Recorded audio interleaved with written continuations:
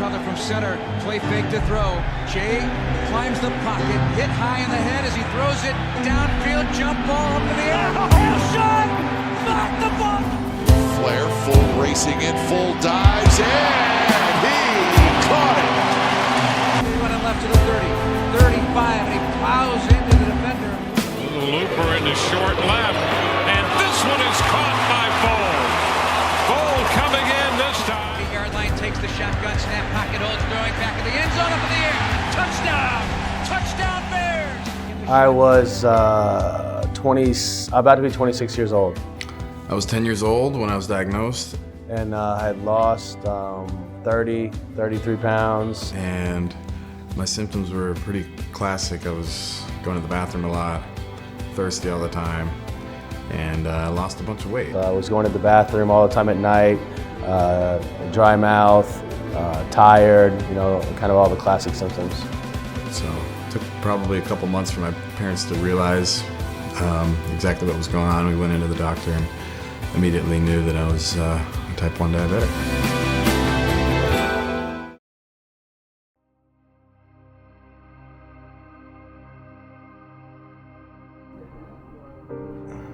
I mean, I think the long-term effects.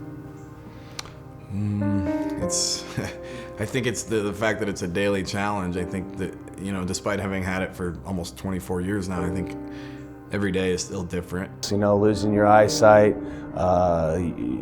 things of that nature. But I think that can be, you can do a good job of maintaining your diet and hopefully dramatically decreasing those.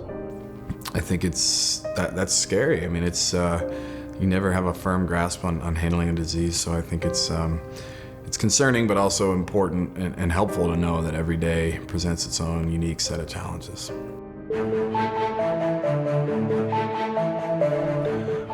We try to eat before a game. Kind of depends if it's a morning game, a noon game. It's obviously breakfast foods.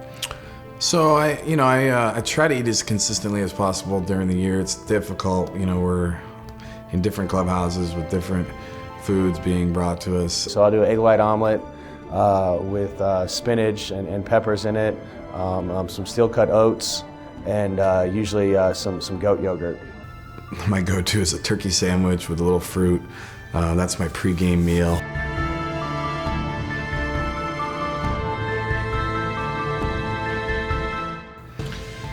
I don't know if there's an easier period of life. I think, I was 10 in some ways seemed like a good age because I was responsible enough, old enough to handle it on my own for the most part right away.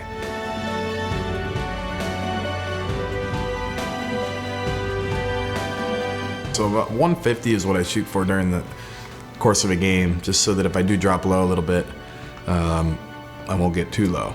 I've never had a low during the game. I've been lucky in that regard. We do a really good job. It's kind of why I eat kind of the same thing before a game, because I know exactly what it's going to do to my body, how much insulin to put in.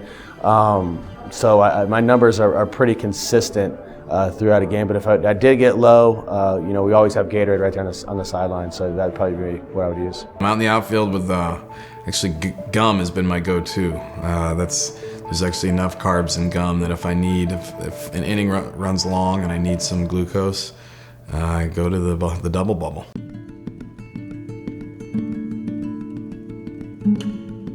I can. I'm actually thankful for that. As much as it can be a crummy feeling, it's nice to know that I still have hypoglycemia sensitivity. So I know when I'm dropping low, and I can hopefully mitigate the effects of it. Not high, not as much. I get tired and a little cranky if I do get high. So it's not a good feeling, but it probably has saved a couple trips to the hospital for me.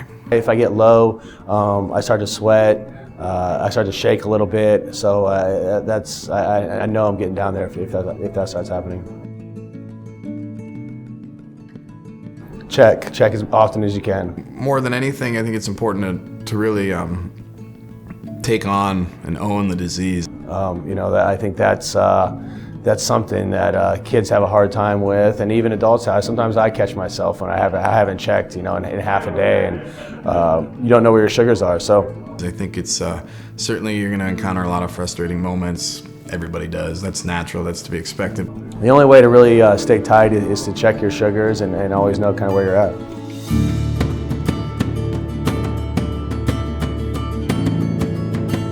I'm surrounded by coaches and trainers who have at least, certainly the trainers have a better understanding of what to do in case of an emergency. Yes, the coaches that I'm directly involved with, they know if I have to get up out of a meeting or, if in the middle of practice I got to, talk to a trainer, they know what's happening.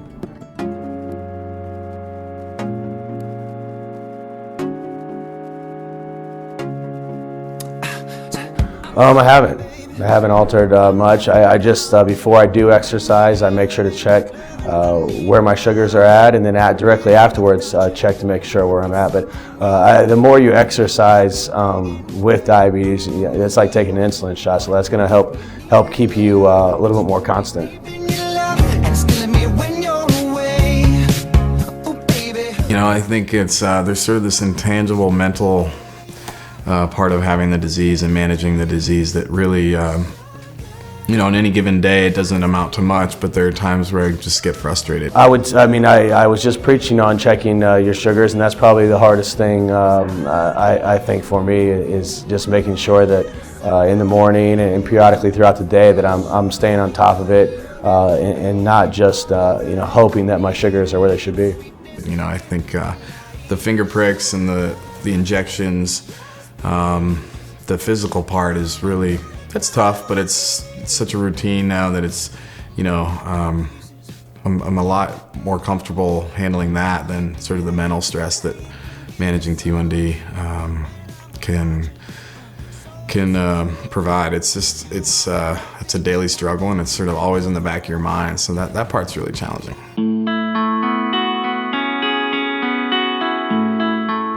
Middle of the night, I do not. I check before I go to bed, and then obviously when I wake up. I don't typically go out of my way to check during the night. I've had plenty of nights where I've woken up with low blood sugar, and I'll check to make sure that I am indeed low. I think it's something I'll definitely explore down the road, but as long as my baseball career continues, I probably won't use one. I've used them periodically. I'm actually going to use the Dexcom one after the season. I'm going to try that out.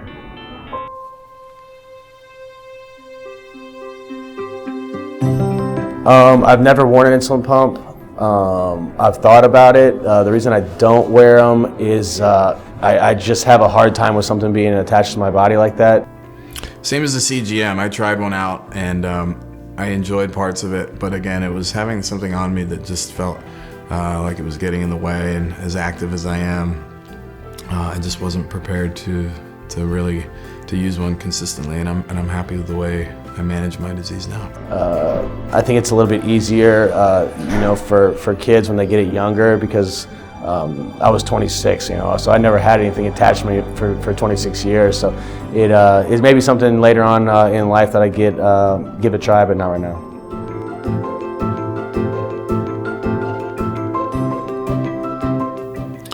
Well, I think currently the things they're doing with the artificial pancreas right now, which is really exciting, and I think that really, that could potentially take away the mental component of having the disease. I think they continue with glucose monitors. They're getting smaller and smaller. I remember when they kind of first came out and hit the market, they're still pretty big, and now the Dexcom one, it's this big, and that's something that definitely interests me, because I think that knowledge is really powerful, to know where you are, where your sugars are, pretty much constantly throughout the day. Sure, you'd have a couple foreign bodies attached to you. That's pretty remarkable science. But if you could eliminate the daily and hourly and minutely thought that goes into managing the disease, I think that's really exciting to me and every other type 1 out there. Stay strong. I look at the disease as a challenge and try to live your life really make it a goal of yours to live your life to the fullest that you can possibly do. Sam Fuld, great catch. But there's so many people out there with type 1 doing great things in the athletic world. So follow your dreams, and just because you do have type 1 doesn't have to alter those at all.